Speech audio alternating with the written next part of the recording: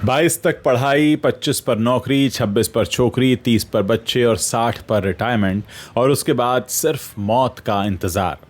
Film ये जवानी है दीवानी में रणबीर कपूर का ये डायलॉग एक आम इंसान की ज़िंदगी को बहुत आसान शब्दों में बता देता है, लेकिन अमेज़न प्राइम पर स्ट्रीम हो रही सीरीज़ पंचायत 3 में अम्मा जी का किरदार निभाने वाली आभा शर्मा ने इस बात को साबित कर दिया है कि अगर इंसान जीवन में कुछ करने की ठान ले तो जीवन की कोई भी मुश्किल, परेशानी, अड़चन उसके सपनों को पूरा होने से रोक नहीं सकती।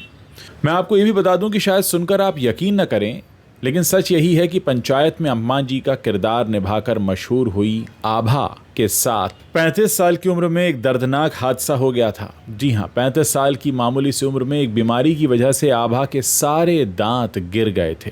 वो 54 साल की उम्र तक, यानी 54 ईयर्स की उम्र तक तो वो एक्टिंग में शुरुआत भी नहीं कर पाई, लेकिन 74 साल की उम्र में वो देश की बेहद लोकप्रिय वेब सीरीज़ में एक किरदार निभा रही हैं और लोगों की चहेती बन गई हैं। असल में आभा हमेशा से एक अभिनेता बनना चाहती थी, लेकिन अपनी मां का समर्थन न मिलने के कारण वो इस पेशे में बहुत लंबे इंतज़ार के बाद आई हैं।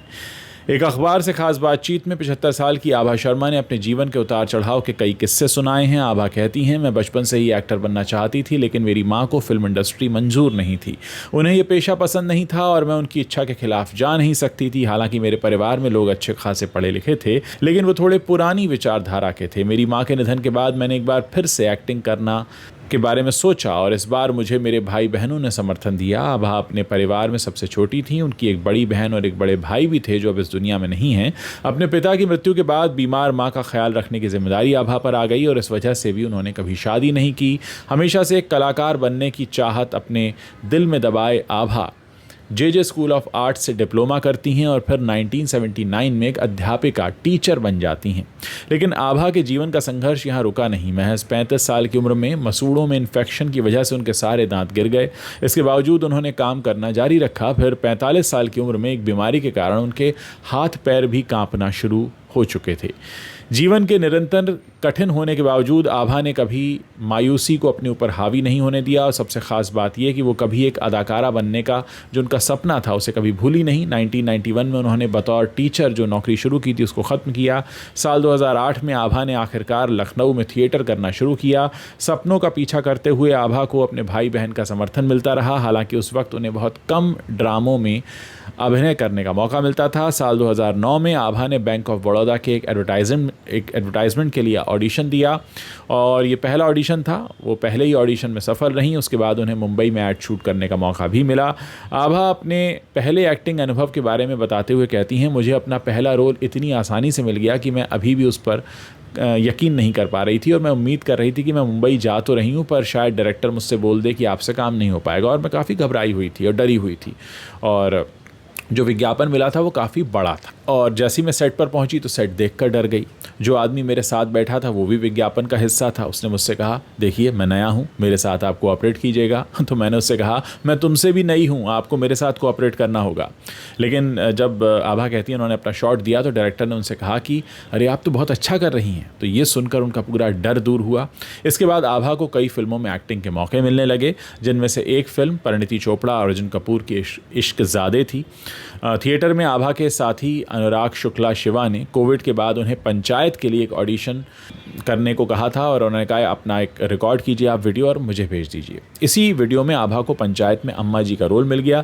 आभा बताती हैं कि उस समय वो वेब सीरीज़ का मतलब तक नहीं जानती थी, लेकिन पंचायत के सेट पर पहुंचने के बाद वो सीरीज़ को लेकर बहुत एक्साइटेड हो गई और 54 साल की उम्र में एक्टिंग करियर शुरू करने वाली आभा कहती हैं कि अगर आप किसी चीज़ को लेकर जुनून रखते हैं तो उसका पीछा मत छोड़िए।